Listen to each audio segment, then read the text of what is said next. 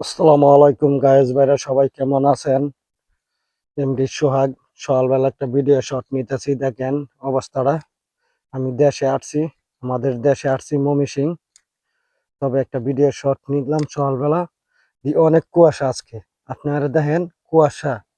এমন কুয়াশা, কুয়াশা বলতে মানে একটু আধটু কুয়াশা না।